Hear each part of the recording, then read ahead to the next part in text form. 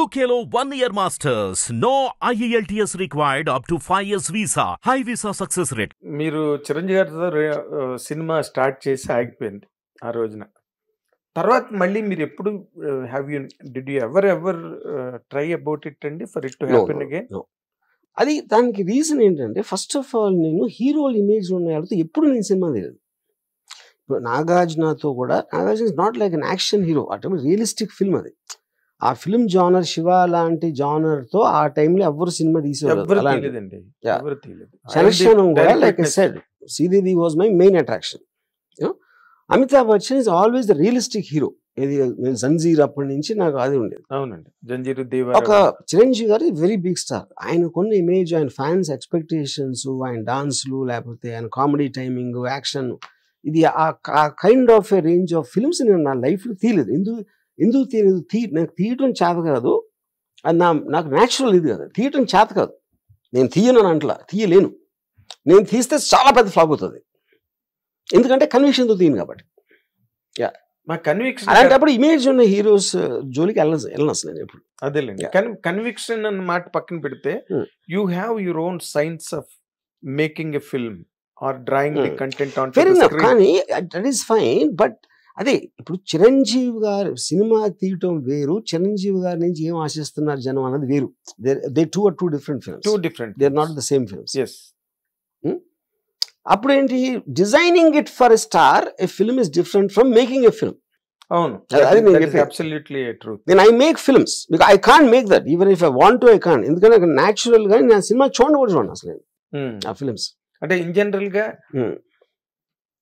మీ సినిమాలు నేను బాగా ఫాలో అయిన వాడినిగా, శివ దగ్గర నుంచి క్షణక్షణం కానీ ఇంకోటి కానీ, ఆ టైంలో కానీ ఏ టైంలో ఉన్నా ఎవరికైనా చిరంజీవి గారితో చేయడం అన్నది ఒక ఫైనల్ గోల్ లాగా, ఒక డైరెక్టర్ కైనా, మ్యూజిక్ డైరెక్టర్ కైనా, హీరోయిన్ కైనా, ఎవరికి. నాకు అది అమితాబ్ బచ్చన్ గారి మీద ఉండేది.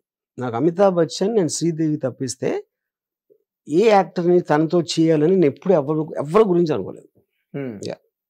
ఎందుకంటే నేను టీన్స్ లో వాళ్ళ సినిమాలో దానికోసం చూసేవాడిని.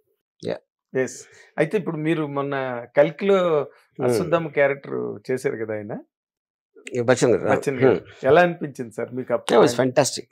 అవునా, మీరు మాట్లాడారా తర్వాత అమితాబ్ గారు? ఓకే, అండ్ డెన్ కూడా వచ్చారు ఆయన. మన డెన్ వచ్చారా? Oh great sir, really great. Okay, తర్వాత అంటే ఇప్పుడు మీరు on a very lighter note sir, lighter note, you always live alone.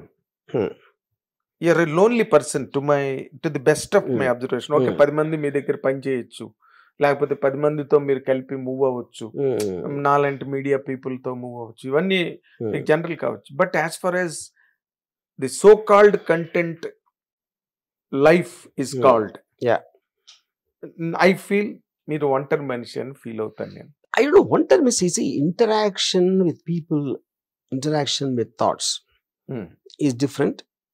One-term మనిషి అంటే ఫ్యామిలీతో ఉండాలి, లేకపోతే నా వాళ్ళతో ఉండాలి అని ఉండదు. నాకు ఎవరు నా వాళ్ళు లేరు, ఫ్యామిలీ లేదు, ఏమీ లేదు. అదేనండి, really very difficult. I believe that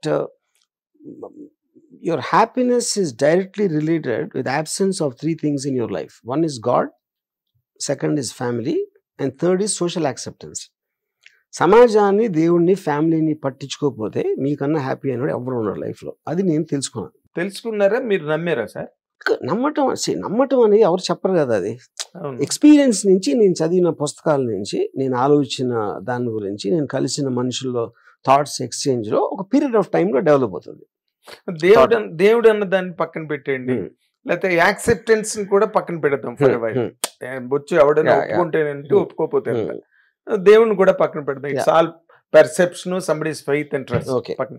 but family life అన్నది అరిస్టాటిల్ చెప్పినట్టు man is a social animal అన్నాడు.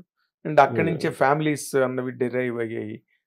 Family system is a very strong platform for the society. First of all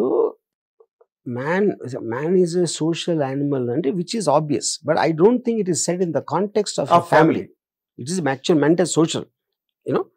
ఇప్పుడు ఫ్యామిలీ అనేది బేసిక్గా నాకు చాలా మంది పీపుల్ అంటే విపరీతంగా ఇష్టం.